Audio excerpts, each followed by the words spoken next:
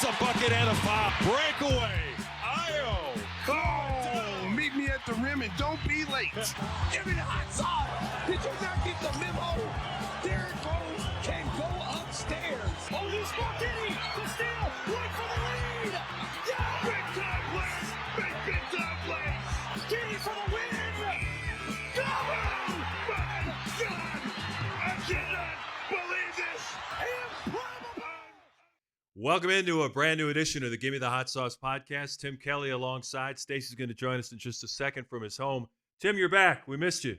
Well, thanks for missing me, Mark. It's good to be back. How are things in Fort Myers? I know that was a vacation trip, wasn't it? I still have to work, but I did relax, and then off to Vermont. So yeah. Did you get the best maple syrup? Was the purpose of the trip? Yeah, well, I brought a truckload back and been delivered to the guys here. Hope you guys are ready for some syrup. Get your straws out. Well, as you know, the Bulls are off to a great start at 5-1. They played Sunday night in New York, and Stacey had to fly back with the team, but he's back with us, joining us from his home. Stacey, it's been fun watching the Bulls. Look at Tim though; he's red-faced as ever. You know, he was in Vermont, but he still found a way to get sunburned. I got windburned. Listen, I was getting ready to say it looked like he'd been in a fire. They put some butter on him and heal those wounds up over there. How the hell are you just so feel red? it. What's that? How are you so red? I don't know. Maybe I'm just about to explode. I mean, every place. He went out east of Vermont. It should be cold out there. I just came from New York, Right. And it was cold. How in the hell did he get sun in Vermont? It was 65 and sunny and windy. I think we got to get Tim's blood pressure checked. Or were you actually going to the maple trees and plugging them and getting the syrup out? Of course. You were outside longer than you anticipated. Maybe it was the whiskey that I had out there. Yeah, that could be it too. That could be it too. Yes. Okay. Well, Stace, on Sunday, we kind of figured that the Knicks would be highly motivated after losing in Chicago on Friday night. The Bulls that were not at their best, they didn't have Ayo Dosunmu to add to the list of players who are out. As we know, Coby White, Zach Collins have not played yet in the regular season. They really missed Ayo in that game, but you don't want to make excuses. The Knicks shot the hell out of the ball, and that was kind of the difference in the game. Well, if you go back to that Friday game, Mark, they shot the hell out of the ball at the three-point line on Friday. I mean, they were down 23 points. They were able to get back into the game with a three ball. They were getting a lot of wide open shots. You know, the closeouts were a little slow.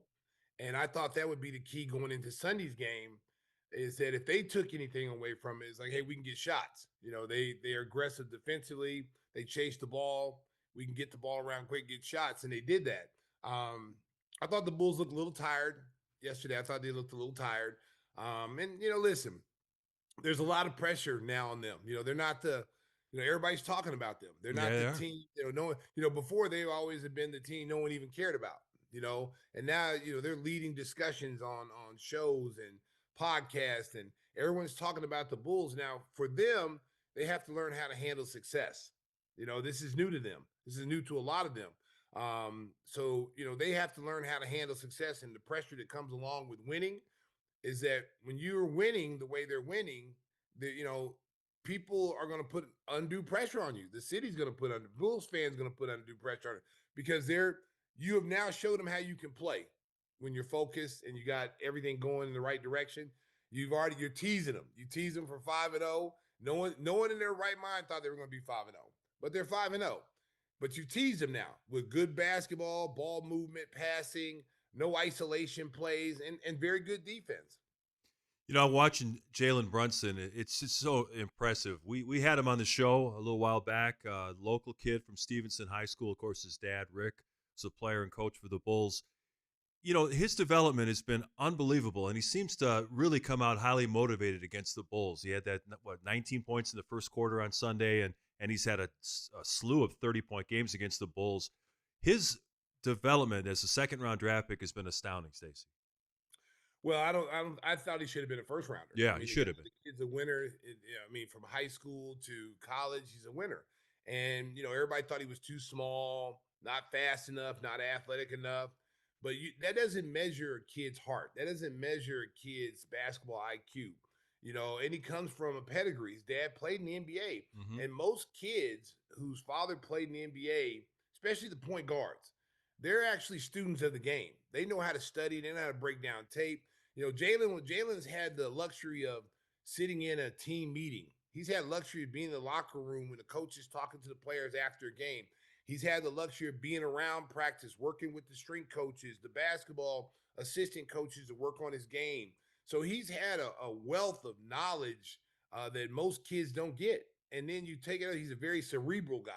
He studies the game and he wants to be great. He had a chip on his shoulder being the second round, just like Io does. He knew he should have been a first round pick. And I think he had a chip on his shoulder when Luka went out with injury and he led that team to the playoff series against Utah when everybody thought they were going to lose because Luka was out. Yeah. They ended up winning the series and getting to Utah. And then he didn't get paid what he thought he was worth.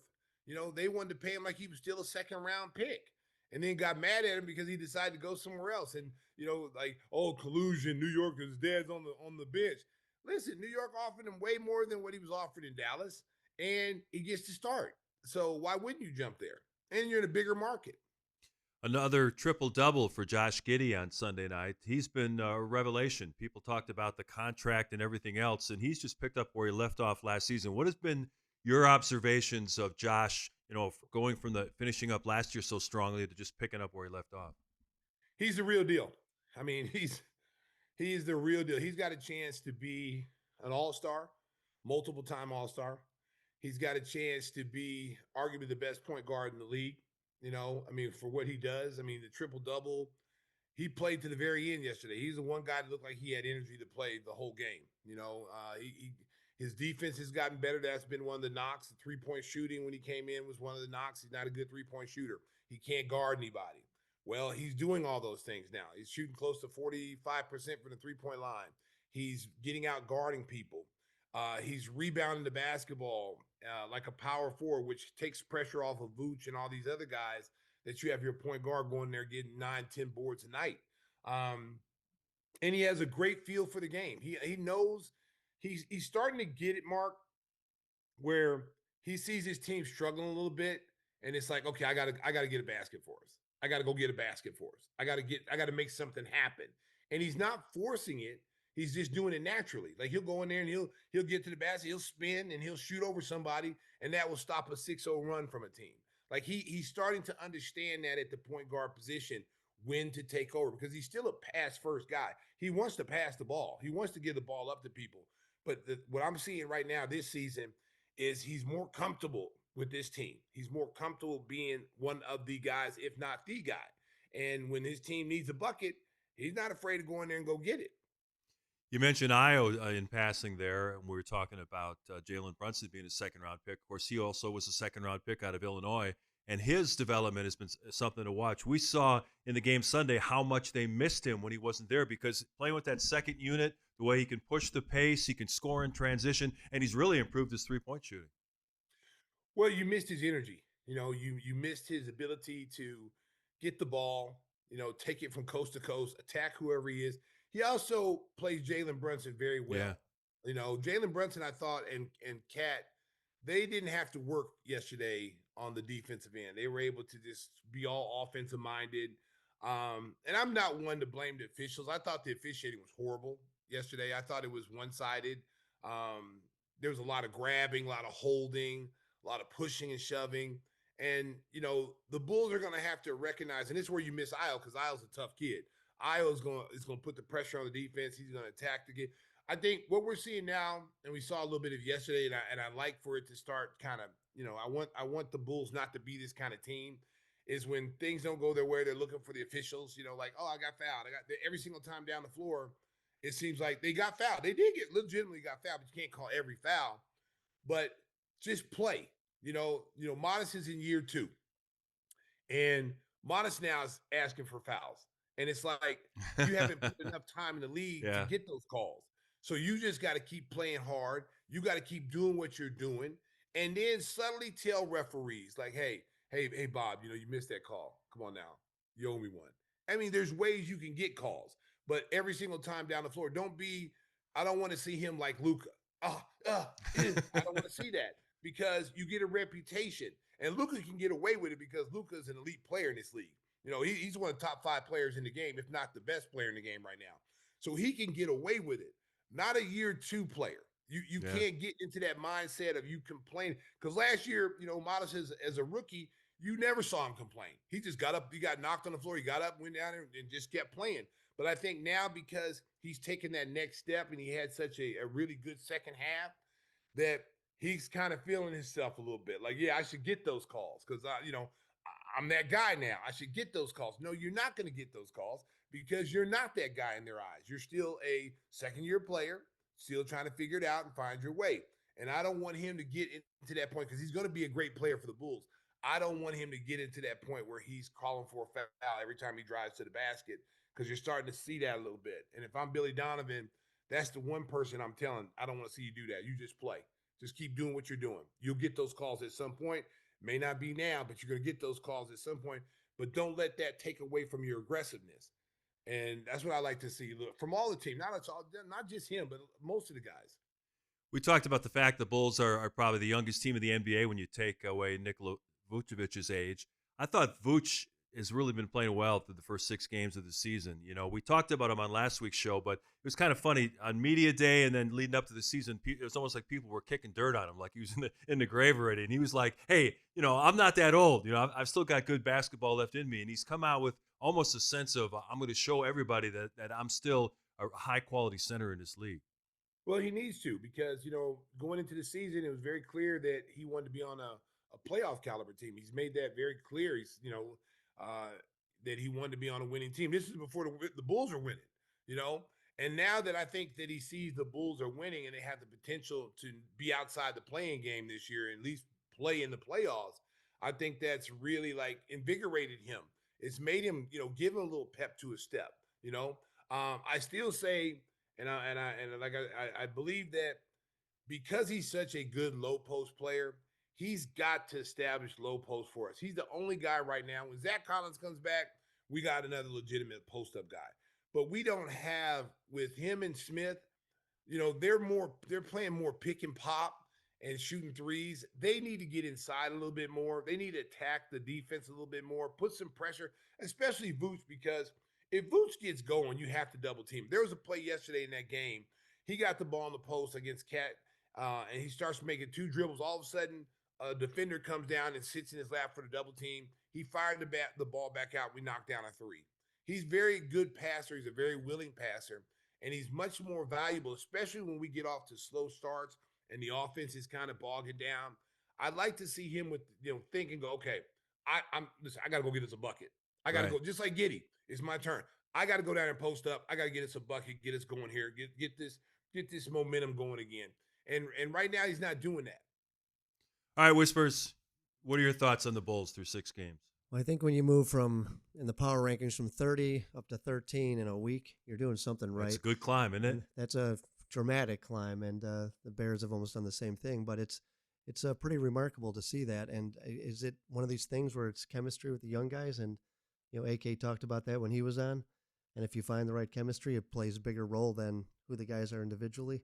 Yeah, Stacey, we've heard guys saying that there's great chemistry. There's a lot of genuine love for each other in that locker room. This team reminds me of the Detroit Piston team with the Rip Hamilton, Chauncey Billups. Yeah. They didn't really have any superstars. They had a lot of guys that were good. Mm-hmm. Ben Wallace, and they won with grit and determination. They weren't the favorites to win. They beat a star-studded Lakers team in the finals. And the Lakers were clearly favored to beat them. And they won. They won. They won with heart and determination. This kind of reminds me of that team. There's not a superstar on the team. Even if Kobe's on the team, you don't consider Kobe a superstar. He hasn't reached that potential yet. Does he have the potential to be a superstar? He's got to continue to improve and continue to be the player that we think he can be. But right now, he's not a superstar. Superstars are players like top 10, top 15. Right. I'll even go top 20. Do we have a player on our roster as a top 20 player right now? No. The last one we had was probably Zach LaVine. And some people say Zach's 25. So, we got a bunch of guys that have high basketball IQ, that know how to play, that are coachable, that want to see each individual on the roster do well. They want to see everybody succeed. When you hear the term everybody's eating, that's not something that's just made up. It is a true statement. When you have a different player every night that might lead you in scoring, you have 8, 9 guys in double figures. you're playing 10 to 11 guys and you're overwhelming teams because you're fresher than them at the end of games, that says a lot. And you don't see a guy saying, I need to get more shots. I need to get my game going. There's no isolation plays. Now, can they sustain that for 82 games? It's yet to be seen. But for the first 5 and 6, they have sustained. And what's going to happen when Coby comes back? How does he factor into this? Because what you've seen now is like, well, they're winning without Coby. So where does Coby fit back into this? And I think he's going to fit in nicely because Coby's a team player. He'll do whatever they ask him to do. So I think he'll fit in seamlessly, and I don't think it's going to mess up the chemistry of the team at all, because he's not an isolation player. He's not a guy that says, I got to get 25 shots. He's going to play whatever role needs to be playing, and it's going to help him, because you would love to have Coby yesterday, because Coby's the one guy on the roster that can actually go get his own shot. They can actually knock down some threes, and even off the bounce, he can take it off the dribble and score like Brunson can score. And you miss that in games like yesterday. You miss. That's why Coby is so important. So don't everybody think, oh, they don't need Coby. Oh, yeah, you do. You definitely need Coby, and you definitely need Zach Collins. You definitely need those two guys. You mentioned Zach LaVine. He was back at the United Center for the game against the Bulls last week, and he had some great things to say both pre and post game about his time in Chicago, his love for the organization and for the city, that he'll always consider himself, part of Chicago, and he really loved his time with the Bulls. There was reports late in his career with the Bulls that maybe he and Billy weren't seeing eye to eye, but he kind of glossed over all that, said, he really loves the coaching staff, loves the front office, and it was nice to see him get his flowers from the United Center crowd. What did you make of the whole homecoming for him, and also DeMar coming back? Well, I mean, listen, Zach need to get his flowers. Zach took a lot of the brunt of people's frustration that the team wasn't winning. People always got empty calories. Oh, you can't. He's not a winning player. You know what? This is not an individual sport. It's a team game. You have to put the players around Zach for Zach to flourish. Zach is a guy that's a high volume shooter, and any coach is going to try to get the ball in their best players' hands as much as possible. You see that in Sacramento. Sacramento. I mean, he's averaging 30 points a game, and the coaching staff over there is not changing the way of saying you're taking less shots. This is who he's been his whole career. So to come back here and it's unfortunate because, like I said, had Lonzo Ball not got hurt, Mark, would have, could have, should have, all that stuff. Now, hindsight's 2020. But had he not got hurt, who knows what that team was capable of doing? Yeah. You only got a small sample size of how good they actually could be when they were all healthy. And then once he went out, the dam broke. I mean, it's pretty much over because you missed the guy that was the orchestrator. They could get the ball. Zach was a much more more efficient shooter with Lonzo. DeMar was a more efficient shooter. Lonzo found ways to get boot shots to keep him happy, And then when that was gone, you didn't have that. You didn't have that guy that could get everybody involved and keep everybody happy, and everybody was, playing at a high level. We became more of an isolation team. Get the ball, everybody move out the way and let the guy go to work. And we won some games, we lost some games, but we didn't get where we needed to go. And so, they had to make the moves, and Zach knows this is the business, and again, you saw what kind of player he is when he was on the other team. Yeah. Like, I mean, I mean, and it wasn't like I don't think he even had to be motivated. He's been killing like that since he's been in Sacramento. So, everybody's saying with a little bit of motivation, extra motivation playing the Bulls. Maybe a tiny bit, but Zach LaVine wants to play well every time he steps on the floor. He wants to shoot the ball well. He wants to play well. I thought I still say this about Zach, Mark. The only thing that keeps him from being an elite player in this league, he's an elite scorer, but a complete elite player is the defense. Right. If someone would have ever convinced him that you have to play defense, with your athleticism, you should lead the league in steals. You should be deflections. You should be teams should hate playing against you because not only are you going to kill them on the offensive end, you're going to dismantle them, take their heart away from on the defensive end. And everywhere he's gone, it's just score. Just score. We'll worry about defense later. And he's had that mindset all the way up. is like he's never. I mean, the only time I ever seen him really have to play defense was on the Olympic team when Popovich, in order to get on that floor, he had to play defense, and he played extraordinary defense on the Olympic team. He wasn't even worried about shooting. He was picking up guards full court, turning them. Go back and watch some of those Yeah. games of defense he can play. So he is very capable of being a two-way player. Very capable. I mean, if I was coaching him, the first thing I would show him Michael Jordan and Kobe Bryant. And I would tell him, you're in that class of elite athleticism. You're in that class. Now, where do you see yourself with those two? Where do you compare yourself? Well, he probably said I can score, I'm athletic, I can dunk, I can do all these stuff. Then I'd have to hit him with the truth. What are you lacking? Yeah. And he'd probably say the ferocity on defense.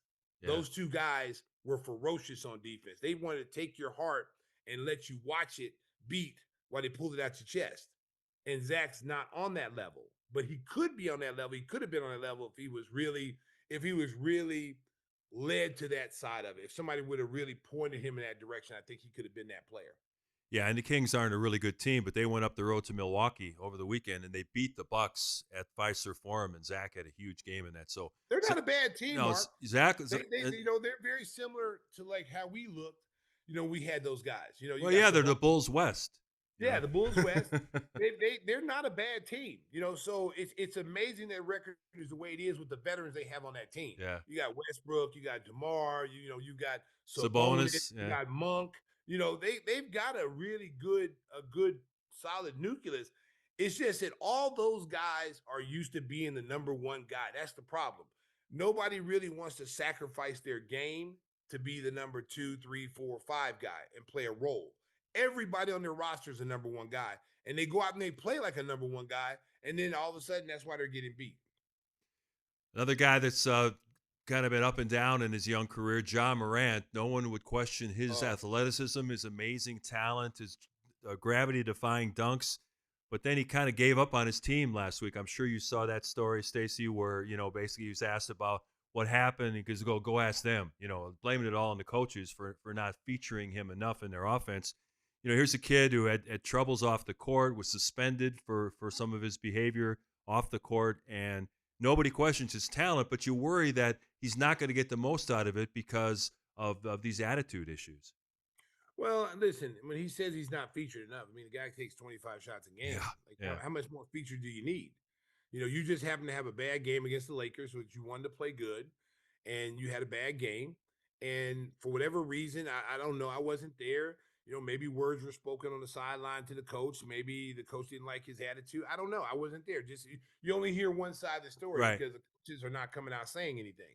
But obviously something happened for him to get suspended one game. Mm-hmm. Okay, that's what I'm saying. So normally a coach will say, "Well, we took him out because we were getting beat. Our offense was stagnant, whatever, yada yada." They chose not to say anything, which was very loud and clear that it was more on the players' part than the coach's part. And then for the team to come out and say, "We're suspending you one game for detriment to the team," then that just kind of puts everything into place that it was something that had more to do with job than it had to do with the team and the coach. But that can drag the whole franchise down. When you got your superstar player not buying in, I mean, you got Jaren Jackson Jr. there, who's a very high-profile player, and the West is loaded, so they're probably not going to be a playoff team. And when you got these guys that are making a lot of money, score a lot of points, get a lot of media, that's tough for the rest of the guys to see that their leaders aren't pulling the rope in the same direction. Well, you could see some of the cracks last year before they fired the coach. I felt like the coaches was one of the best in the league. But they had a sideline incident between Aldana and I want to say it was a kid that's in Orlando now. Desmond Bain, yeah. They had like a fight. Literally, they had to be separated on the sideline, and then immediately after that, maybe a week or two after that, they fired their coach, Taylor Jenkins. Yeah, Taylor Jenkins, and who's considered one of the top coaches in the league, and I don't know why he was fired. Because they were winning, they were going to be in the playoffs, and he's had them in the playoffs pretty much every time. And then when Ja got suspended, he's the reason why they kept that team afloat. And so obviously there's some things going on in Memphis that like we're not all privileged to because we're on the outside looking in. And maybe the ownership didn't like Taylor. Maybe Taylor was saying, "Hey, look, man, we got to do something. We got too much stuff going on the outside. John Morant is an enormous talent. And I'm not going to really sit here and go, he's a bad kid, because I don't know. Yeah, right. I know he's a hell of a player, but when you get into a situation where you're pointing guns at people and you're doing things off the court, and putting yourself in harm's way, you got to question his judgment. He's still a young kid. And we've all made mistakes when we were 22, 23, 24 years old. We've all made, I ain't never pointed a gun at nobody to make that kind of mistake, but maybe I've done some knucklehead things that I shouldn't have done and didn't think about it and didn't think it was that big of a deal.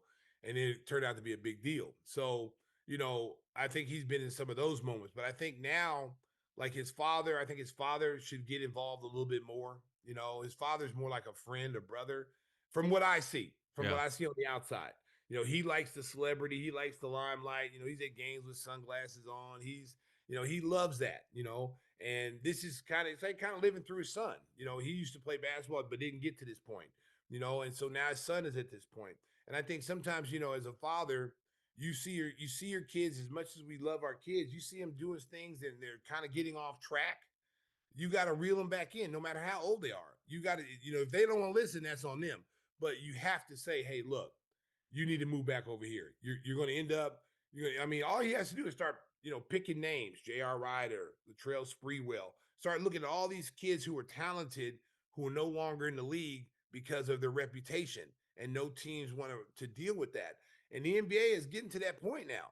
They don't want bad apples in the league. Mm-hmm.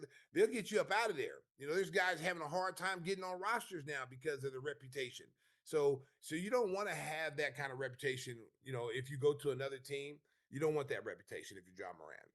Well, speaking of doing knucklehead things, if you caught last time Tim was on, he was talking about his 18th birthday, spending it in jail. Is that what you said? Yeah. Well, that was my 21st. Or 21st. But who's counting? I probably spent my 18th in jail too. So you understand the folly of youth at times. Yeah, I'm just so glad there wasn't cameras around back then. It's just a good thing. It would have been all very well documented. Yeah, because everybody has got their phone out, always video everything. And there was a lot of Polaroids, but those fade over time. You can't see what was on them. I wish we'd had a phone when Tim stole his dad's Rolls Royce. And went out riding his Rolls Royce in a fur coat with the top down. It's like 20 degrees. Is that right? Yeah. And he ended up breaking an expensive piece in the Rolls Royce. Oh, no. Then tried to cover it up, try to go buy it and fix it up. Tell him what your dad did to you, Tim. Tell him. Well, I got choked. You got choked out. I deserved it. The great Chuck Kelley. How tall is he? How tall is he, Tim? Well, back then he was still about 6'2". Chuck Kelley, his father, is not one to mess with. He's not one to mess with. Tim, could you imagine, were you 18, 19 years old when you did it, Tim? Yeah. And then I told him when I paid him back to take a little bit of extra money and go get himself a cheap piece of something. Yeah. And, so he gives him the money. This is funny. He gives his dad the money to pay for what he tore up, right? Yeah. And he said, hey, here's some extra. Go buy you a piece of blankety blank blank. And his dad hit him with the Darth Vader death grip. Ooh. Oh, no. Feet off the floor. In front of his friend. Oh, man. Yeah. So good time. So when you start talking about Mr. Criminal over here, he's done a lot of things in his lifetime. That's why he's not whispering for nothing, baby. It's always about the recovery shot, though, right? I bounced back. Yeah, it's all But yeah, he was a hellraiser. Don't sleep. Don't sleep on Tim. He's a hellraiser. I think it's a good time to take a break. True confessions, courtesy of Tim Kelley. Hey, there was a funny moment in the Bulls-Knicks game on Sunday where Stacey sat back during the nationwide jingle and let his broadcast partner die a slow death. That was painful, Stacey, man. Yeah. He admitted he got in his own head because he wasn't good the first time, but the second time, you talk about Darth Vader, it looked like somebody stole his voice there. Mark, listen. He loves setting I didn't people think up. it could get any worse than the first time. Right, did it, right. So I'm like, okay, he's got to be better. Because last time I said, hey, man, you lack a little soul. Come back and, just get a little soul in it, right? Yeah. So I just thought he was going to come back and just, ooh. Right. He's probably practicing for 3 days. He sounded like a wounded dog. I was just like, and we're in New York, And I'm like, how in the hell can you not have a good song, a good rhythm at Madison Square Garden? Well, the funny thing was he tried to do your little vibrato at the end, and that got him down a very dark path. Yeah, you know what? Don't try to own it. what we've learned, Mark, in these experiences of these rookies coming on, some of them just can't answer the bell when the lights up. You know what I'm saying? They get up on stage and they freeze up. Yeah. They freeze up. It's like they get up on like I introduce them, ladies and gentlemen, Wayne Randazzo. Coming on, Wayne, come on stage. He gets on the mic. Is this thing on? Is it on? Yes, it's on. Wayne, Great did house. you not just hear me introduce you? So Wayne is done. Yeah. Well, let's do it the right way because Tim wasn't here last week. Jeff Vukovich is my insurance agent now. Is he? Yeah. Yes. He's the best in the business. He treats it like royalty. There you go. we got the graphics, Cisco. Can we show the folks at home how they get in touch with our good friend Jeff Vukovich? He will take care of all your insurance needs, auto, home, and business, just like he does for me. You can reach him at jeffvuk.com. It's VUK.com. The phone number 847-825-4783. And let's please hear the jingle done right, courtesy of Stacey King. Nationwide is on your side. Now that's how it's done. Wayne, I'm sure you're listening. Just go over this tape, take some pointers from it, and I don't know if Stacey's going to give you another shot. Mark, it's over. Yeah, you got a second chance. Did he ever put you on the spot? No. I think I started it once, and he stopped me immediately. So that's a sign that you're a true friend. I stopped him before you get hurt. There you go. You've done Stacey's always looking out for a friend. He's done it to me twice, and I've never fallen for it a third time. Well, that's the old banana in the tailpipe thing, because it's not going to work no matter what. Yeah, it's not going to happen. I just want to say one thing, guys, before we go to break. This is the first time I never really noticed these heads on the table because we're always. Yeah. They look creepy as hell. I don't know if anybody's ever told us this. So it's doing its job. I mean, seriously, I'm looking at Mike Tyson. I'm like, oh my God. I mean, he's like a mass murderer. Well, Conor McGregor here. that's what Conor McGregor's doing something. Yeah, he's doing something. I don't know what he's doing. He might be in a glory hole. I don't know, America. I don't know. Well, but they look creepy as hell. I never really noticed them because I'm always behind them. But now I'm watching them on my screen. I'm like, man, those are some creepy looking heads. Well, all four of them were killers. So there you go. I like that, Tim. I like that. I need to get my head on there. Oh, my bobblehead. My bobblehead's coming out in February. Windy City Bulls. That's going to be fun. Oh, baby, it's going to be the biggest. It's going to be the biggest and the best bobblehead they've ever had. Baby, they brought it back. It's a talking bobblehead, too. Woo-hoo. With hot sauce. That's coming up in February, so mark your calendars. February, so be out there. Come on out to Now Arena. All right, we're going to talk about the Bears and maybe one of the best World Series of all time. That Game 7 was classic. That's still ahead on Gimme the Hot Sauce. Back on Gimme the Hot Sauce, for Bears fans, it was you almost would have a heart attack watching that game. I mean, they had the game in the bag. They're up by 14. Then they get the interception from Edmonds. It looks like he ran it back for a touchdown, and they would have been up 21. And they said, no, they got a finger on him as he was falling down, so they brought it back. And you're thinking, oh, we still got the game.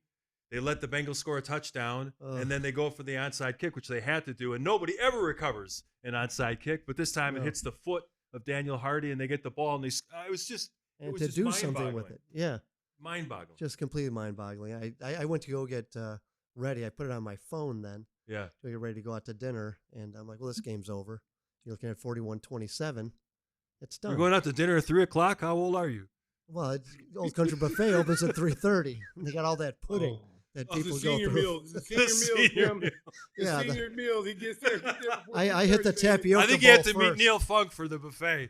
Yeah, that's who I was meeting there. How'd you know? Wow, Tim. You ain't gonna pass up a deal, baby. That was to go do some barbecue. Seniors But eat for free, Mark. Hey, Stacey, you were in New York, obviously. Did you get to see any of the game? I saw a little bit of it. Look, New York, they try to block it out, but I was able to get it on my phone, especially like the last quarter and a half. I tell you what, man. I mean, I was really concerned about that game going into it because I felt like they lost the game they should have got last week, and I thought that was the game they were going to lose last week to Baltimore if Lamar Jackson played. Right. Then Lamar Jackson didn't play, and they lose that game, and I thought they should have won. And so this is another game that could have been a trap game, and it wasn't. And they handled business. But I tell you what, the kid Colston Loveland, they need to get him the ball more. Yeah, 2 touchdown catches. He has an opportunity. I saw the kid from the Las Vegas Raiders, the kid Brock Bowers. Yeah. Played at Georgia.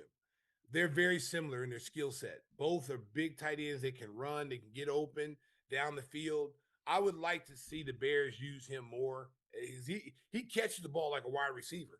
And that last touchdown that won the game for him, the walk-off, like he got hit like by 3 people and just bounced off of him like it was nothing and scored a touchdown. So 6 receptions, what do you have? Like 118 yards. Yeah. He was almost 20 yards per reception.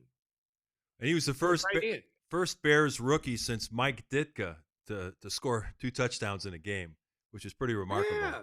And you know what?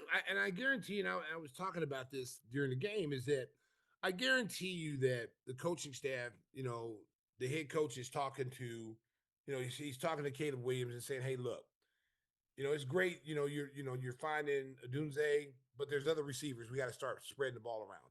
We got to move the ball around. We got to get our tight end involved. We got to get DJ Moore involved. You got to find our slot receivers. And it seems like he's spreading the ball around a little bit more now and taking what the defense gives you, because like a lot of times these quarterbacks, especially young quarterbacks, Mark, they want to go for the home run. They want to go for the bomb. They want to get the big yardage play. There's nothing wrong with taking a 5-yard out. There's nothing wrong with taking a 3-yard, let the guy run after catch. There's nothing wrong with that. But a lot of these young quarterbacks, they want to go for the big play. They want the 70-yard bomb. They want the ESPN highlight. They want to see it on the highlights and go viral. But you look at some of the great quarterbacks in this league, like a Matthew Stafford, Jared Goff, these guys who are really good, Baker Mayfield, they take what the defense gives you. If you, I want to go deep, but if it's covered, I'm not going to force the ball down there with 2 guys down there with over the help from the safety. I'm just going to hit underneath. I'm going to let my running back who's out of the backfield take that ball, run after the catch, pick up 30 yards. 30 yards, run after the catch is still 30 yards on my stat sheet. So who cares? Yeah, it was really impressive. Their 7th-round draft pick, the rookie out of Rutgers, 176 yards, and he was running over people. The kid's like 5'7". He's just barreling over guys. That was impressive to watch. But they said a lot of people said this could be arguably the best running back that no one's talking about in the draft. Yeah, Kyle Monangai. Yeah, the guy. Monangai. A lot of people were talking about this going into the draft. This could be the steal of the draft, and if you think about it, you give him opportunities, 26 carries, 176 yards. Yeah. He might be that guy that they have in Detroit for Ben Johnson. Right. When you got Montgomery, the big power back, and then you bring in Jahmyr Gibbs. Yeah. He might be your combination of both those 2 guys, your home run guy. He might be. I don't know. It's still early, but he could be that guy. Catching the ball out of the backfield. He had 3 receptions out of the backfield, so he can show you can catch. I think the key for him is can he block when he has to stay in and block? How about Ben Johnson going into his bag of tricks? I think they had like 4 exotic plays, and Caleb Williams actually caught 2 passes, one of them a touchdown. Well, hey, they brought in Tyler Bagent, and if you're a freaking defensive coordinator for another team, how do you not see that? Like, how do you not see, wait a minute, they got their 2nd-string quarterback in. Okay, look out for a razzle-dazzle play, guys. Like, they were caught completely off guard by that pass he threw. They threw him a screen pass. He went behind the line of scrimmage, got it, threw it over to Caleb Williams, who had a big run for a first down. How do you not see that? Yeah. And then the pass that DJ Moore threw for the touchdown. Where on film does anyone have that Tyler Bagent went out for a pass? No, there is none. No. So he's not in there to go out for a pass. He's a quarterback. He's a good athlete, but he's not a guy going out for a pass, out there running routes, So obviously he's in there to throw a double pass, or he's in there to get the pass and throw it back to Caleb Williams in a double pass. And that's exactly what happened. It was like Sandlot football, Whispers. I loved it. Yeah. That reverse that ended up being the one you were just talking about to DJ, then to Caleb. That was just beautifully done. Perfectly drawn up, and he was all by himself. That was fun to watch. Well, it wasn't fun to watch, Stacey, with special teams. It's interesting. When Ben Johnson put his staff together, he brought in almost all new coaches. He retained Richard Hightower, who was special teams coordinator under the previous regime, he was kept on. And special teams have been pretty good for the most part, but their kicker struggled again. Jake Moody's back on the practice squad, and they had the field goal blocked yesterday, had another miss. And then the kick coverage was brutal. The opening kickoff, run terrible. back 99 yards. Every kickoff return was an adventure. Stacey, they almost got beat by special teams. Well, first of all, with the new kickoff rules, how the hell is anybody? how the hell is anybody gonna run a kickback? I've not seen one game where a kick has been run back. That might have been the first one. Because it's first of all, it's an advantage to the receiving team because you get at least 20 yards before you even think about getting hit. Yeah. But to be able to run one back, it just seems like it's impossible to run one back. But then again, their special teams has been pretty decent, Mark, as you said. But we're getting in the heart of the season now. This ain't no time for your special teams not to be good. Yeah. Did you see the comments from Chase Brown after the game when they took the lead with a minute and some seconds to go, and the defense just let the Bears walk down and win it? Chase Brown, he said, "What did you think about what happened at the end of the game?" He says, "You got to finish the effing game. Finish get a fucking stop." I mean, they just couldn't. It was brutal. Listen, you score 40-something points, you're supposed to win. Yeah. You can't say it's your offense. Your offense can only do so much. They score 40 plus. If your offense scores 40 plus, your defense got to give me one stop down the stretch. You got to give me one. You ain't stopped them all day, but I need you to do it now. Of all time, I need you to do it now. And they didn't do it. For 37 seconds. Yeah. Well, it doesn't matter. It shouldn't even got to that point. Like once they scored and got the lead, and they had, even though it was it 2 or 3? Was it 3? They had the lead at the end. Cincinnati? No, they're up by 1. They're up 1. Yeah. Okay? So that 2-point conversion, they're up. Yeah. Yeah. So they're up 1, and you got to just try to keep them out of field goal range. You got to keep them out of field goal range. That's all. Just give me one stop, guys. You haven't done it all day. Just give me one. And and that was kind of a fluke play that Loveland got anyway. I mean, when are you going to see a guy break 5 people tackling him? Like come on, man. That's just poor tackling. The Bears got lucky on that when he tried to just knock him down by banging him with his shoulder, and he kind of banged him away from the other defenders. Yeah, it was like ping Loveland pong. just spun off and just had nothing but open field. You got to tackle in that situation, Yeah. late game situation. If you don't wrap up, and let's just say like that happens. Let's say he goes another 5 or 10 yards and you tackle him. You put him in field goal range now. The whole thing is you got to keep him out of field goal range. You got to wrap up. There's no banging people. You got to tackle people. You got to wrap up. Their coaching staff probably tells them all the time about wrapping guys up. And the Bears didn't have any more timeouts left. The clock might have ran out. They'd have to rush the field goal team on. It would have been a long field goal try, which Santos was struggling the whole game anyway. That would have been no guarantee. All you got to do is wrap them up, get them on the ground, and they're going to have to scramble to get the field goal team on for like a 50-yard field goal try. Well, is Santos still hurting? It almost looks that way, doesn't it? It's almost like maybe he rushed himself back because the other guy was having. Yeah. You know what that's like. If you feel somebody's going for your job, you want to get back out there. He was getting ready to get Wally Pipp. So he might be like, hey, man, I got to come back, man. I can't let him be Lou Gehrig on me. I got to come back. Yeah. You know what? They might need to reevaluate that and get him healthy, especially as you get later in the season. You want your kicker when the weather's getting rough and it's getting cold and he's got to make some kicks. You got to make sure he's healthy. And if he has to sit out, 3 or 4 games to get healthy, this guy that they had in there, what's his name? The kicker? Jake Moody was the guy off the practice squad. Yeah. He's shown you he's a capable kicker to hold down the fort until he gets back. Make sure your kicker's healthy. Because then what happens is, let's say he struggles a couple more times, all of a sudden they're going to want to cut him. Yeah. Hey, we got to get one college football note. Big game, Oklahoma, Tennessee. Glenn Morgan was talking trash at you last week. That's why he's not here. Yeah, we can't find him today. He didn't answer no phone calls. I texted him. He's not answering texts. I said, hey, man, we need you to talk about the Bears game. No, it's crickets. Let's talk about those Sooners in Tennessee. Crick. No, just nothing. Because he knew I was going to come here and talk my mess, okay?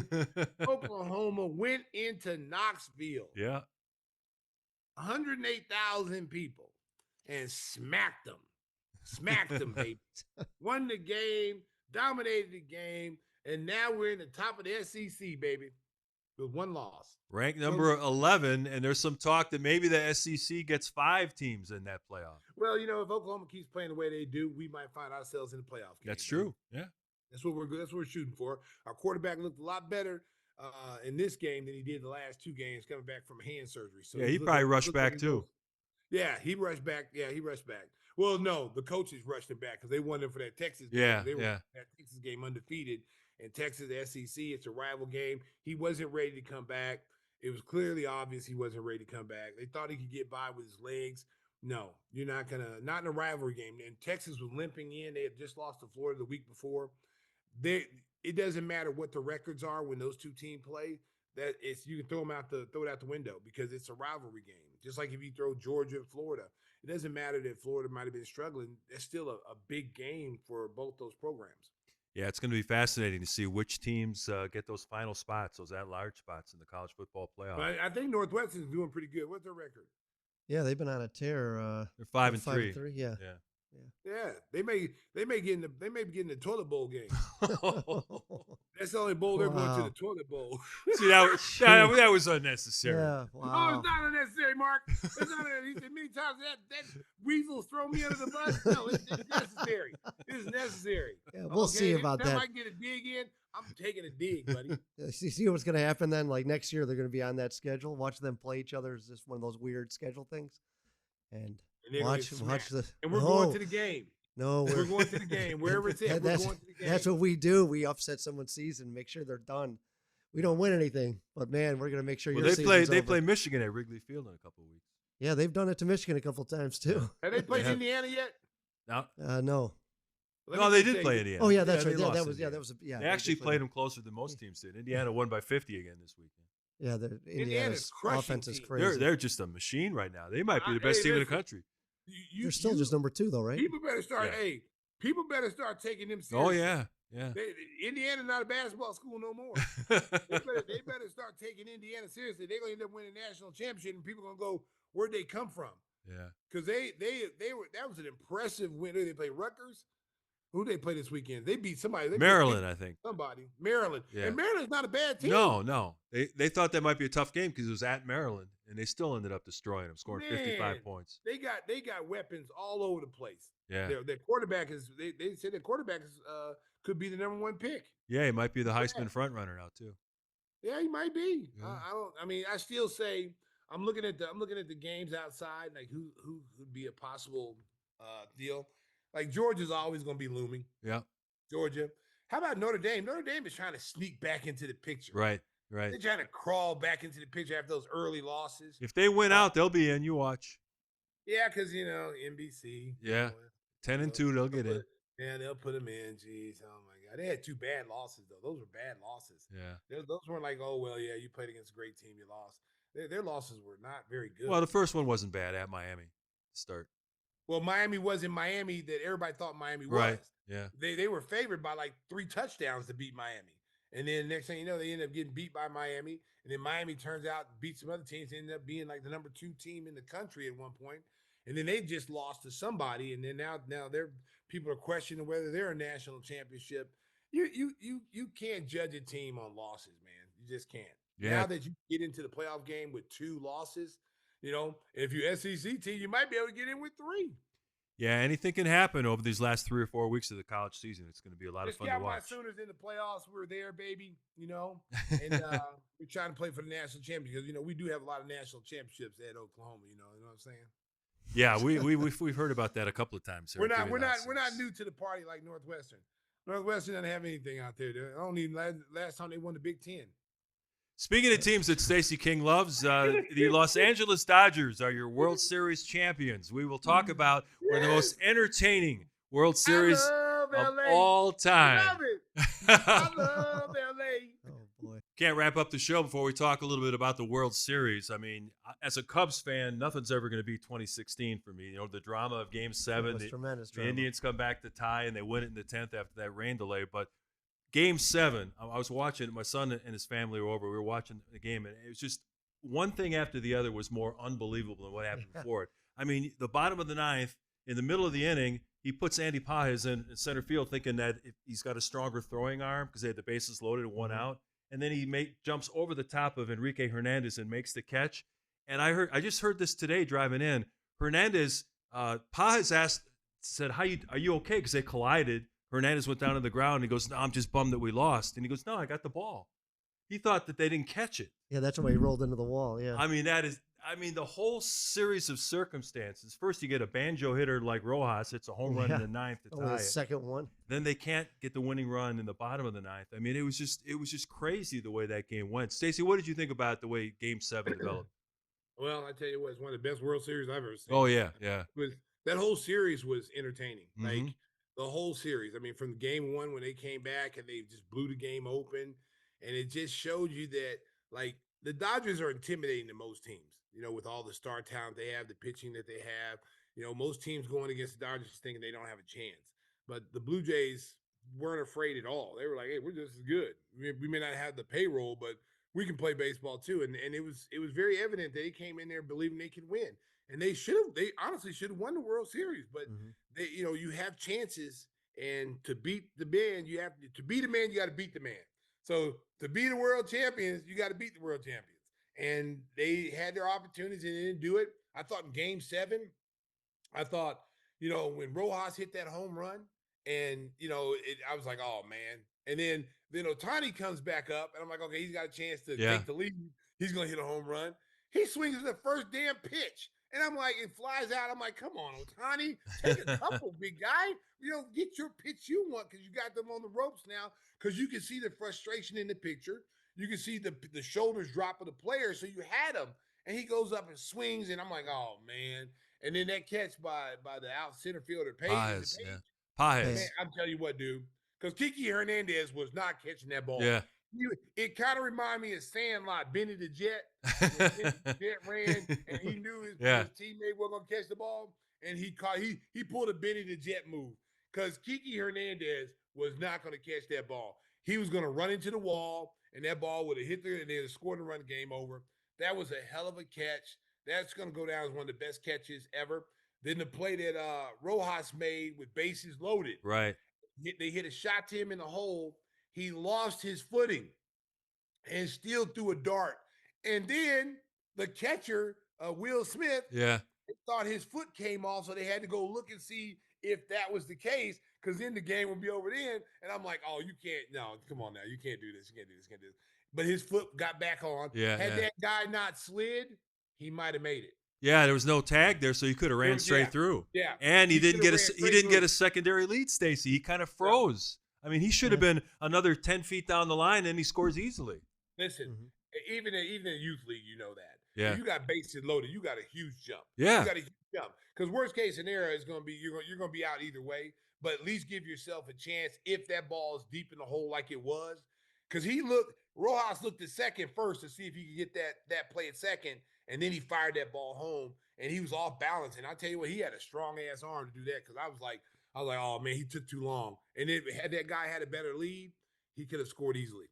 How about Yoshinobu Yamamoto getting 3 wins in the World Series? He threw 90 pitches in Game 6. He comes back in Game 7 and throws 3 more innings. I mean, this guy is unbelievable. That's almost not human. Listen, we talk about Ohtani. What this kid did was unbelievable. Listen, talking about Ohtani and Snell, who had a really bad, both pitched not very well in the World Series. And, Ohtani starts that game and gets rocked. I mean, they took him out the 4th inning. He was out of the game.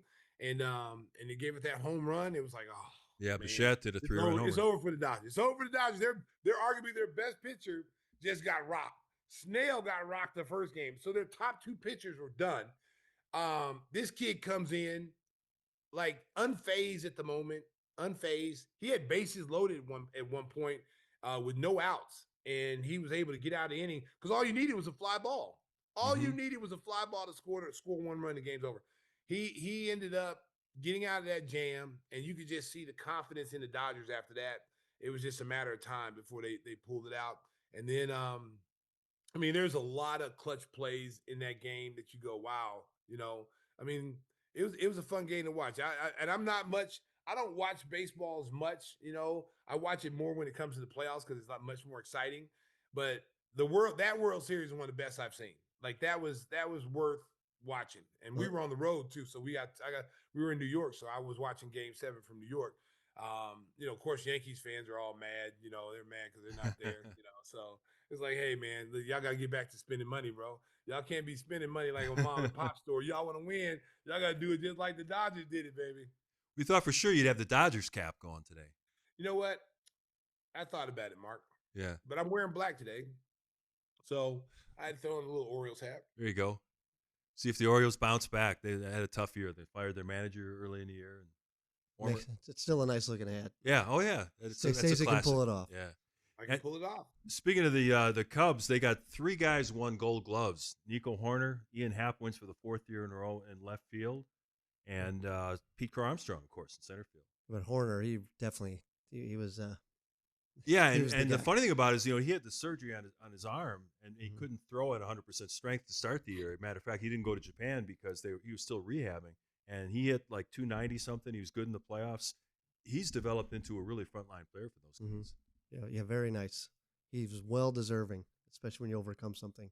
And Kyle Tucker will be wearing a Dodgers uniform next year, right, Stace? Well, yeah, I'm gonna tell you something. You know it. Listen. We talked about this on previous shows with the Yeah. Cubs. There's no excuse for the Cubs not to be, in the running with these other big market teams to put a winner out on the field. I mean, you could say Dodgers bought a championship, whatever you want. It doesn't matter. Championship's championship. Yeah. They're winning them. Okay. And this team, the Cubs, you knew going into, the trade deadline, you needed arms. You needed arms to be able to get to where you think you could go. They didn't move. They didn't budge. They stayed with what they had, and it came back to bite them. If they want to be in the World Series again, they're going to have to spend some money. They're going to have to spend some money. They got to spend money the right way. This is where you needed Theo Epstein. Theo Epstein is just a master at not giving up major prospects and still being able to get what you need to get over the hump. You know what I'm saying? Yeah. Like they've got a stable full of young players. They built up their farm system really well, and it started with Theo Epstein when he came on there, and they still got a pretty good farm system. But you may have to give up a couple of young kids to get what you need to get to this is where the Dodgers and the Blue Jays were. Yeah, and Cody Bellinger officially filed for free agency today, so don't be surprised if we see a homecoming from Cody Bellinger. Hey, before we get out of here, time for our regular feature. We didn't do it last week, so we got to make sure we give the folks some advice on what to watch. Tim, start us off. Mission Impossible: Final Reckoning. It's excellent, very well done. I mean, it keeps you on. It's 2.5 hours. You're on the edge of your seat. Action scene after action scene, crazy scenes at Tom Cruise's. And so you were on an airplane when you were watching that. Did you get the urge to jump out or hang on a wing or something like that? I did feel like it, at least go choke somebody out in the back. There's a lot of violence in this one. Tim's got all those little whiskey bottles going. Stacey, he's ready to jump out. No parachute. He probably wanted to open up the window to cool off. It's so red. Cool off a little bit. But a couple people die in this one. I told him at a commercial break he looked like a lobster. I just envisioned like a little crab. I just want to dip him in some butter. That's a scary image right after Halloween. All right, Stacey. Yeah, what do you got for a recommendation for the folks? Oh, the good old TV show Tulsa King with my man Sylvester Stallone. Got the baseball bat on the graphic. It's starting to get. Listen, if you haven't watched this show, you got to watch it from the beginning to get where you are now. But it is very well done. A lot of good actors in there.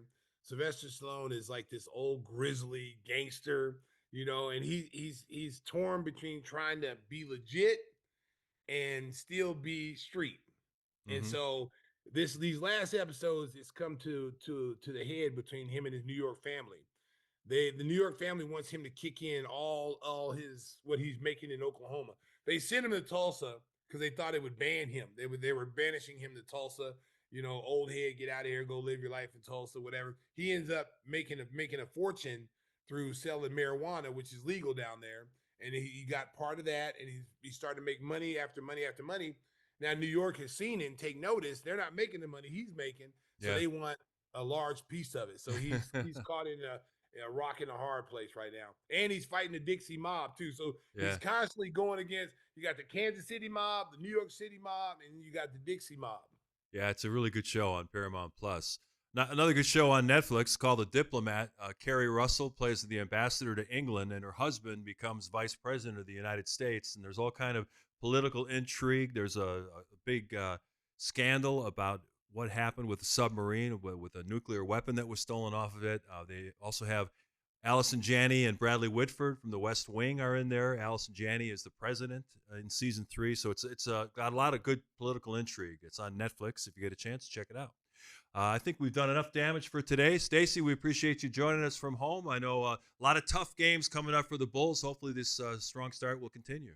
Big week. I mean, we got some playoff caliber teams. We got Milwaukee, we got Cleveland, we got Philadelphia on Tuesday, turn around, and we got Wemby coming the following week. There's only 2 undefeated teams left now. If I'm not, or no, one. No, just one. OKC, that's it. Oklahoma City 7-0.